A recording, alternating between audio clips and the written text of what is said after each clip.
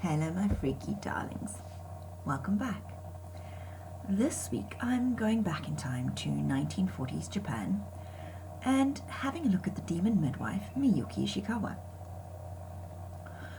Post-World War II Japan was a shit show.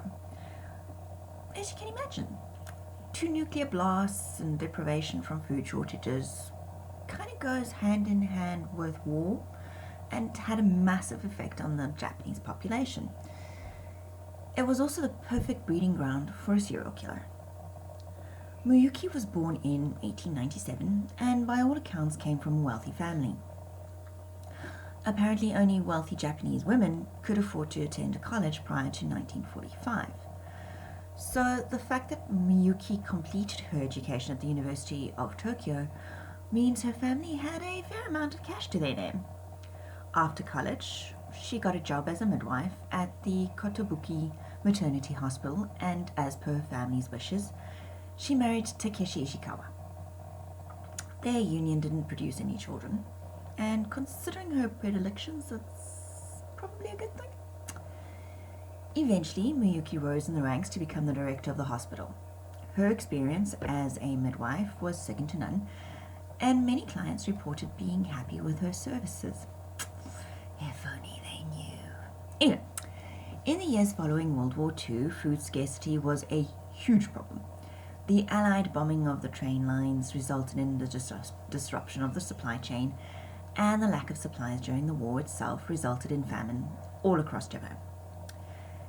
People apparently stood in line for hours just for a bowl of ramen soup.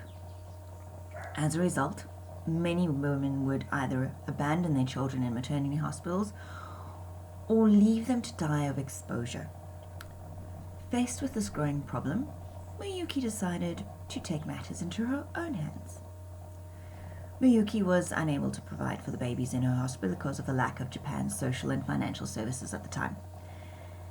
Many saw her actions as an act of mercy, of sorts. And while the final toll of dead children is uncertain, experts believe that she murdered at least 103 babies, making her Japan's most prolific serial killer.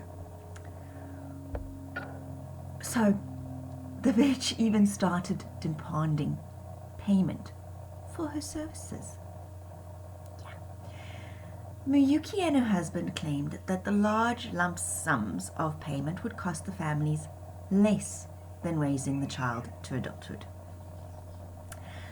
The couple worked with a corrupt doctor named Shiro Nakayama, who falsified the baby's death certificates to throw off the local ward office.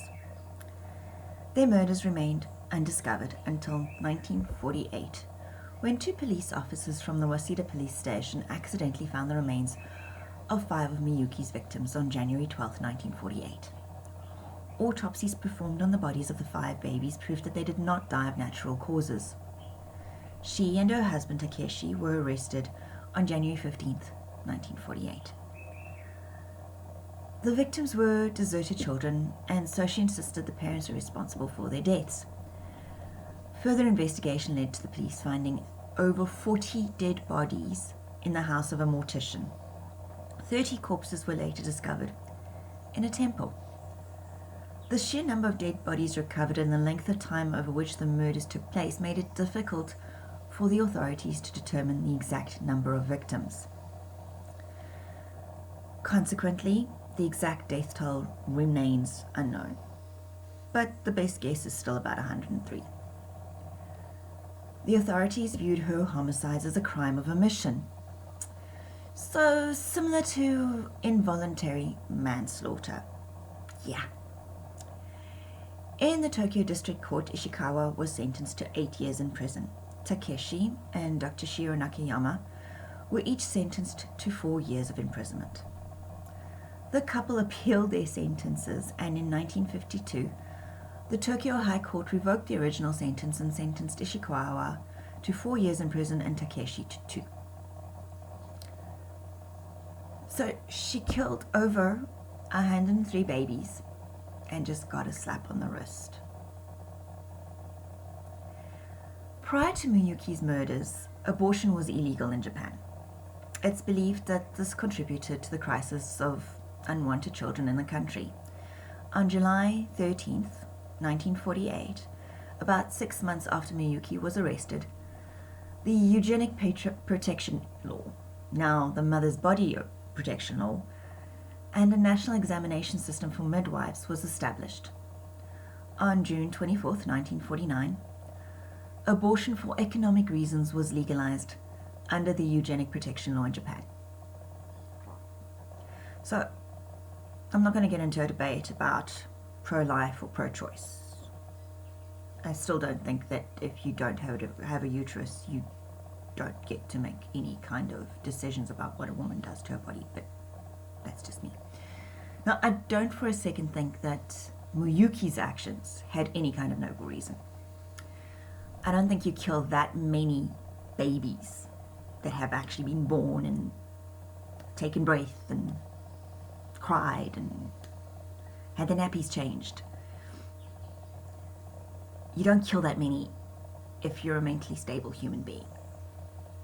I think Japan's crisis at the time gave her the perfect opportunity and the excuse she needed to let her inner killer out. Yeah. So, what do you think? Yeah, was it? Yeah, anyway. That's it for this week. If you've enjoyed this video, please hit the like button and share it with people who are also fascinated by weird shit and serial killers. Thanks for watching, and until next time, stay safe, stay healthy, and just stay away from serial killers. Bye.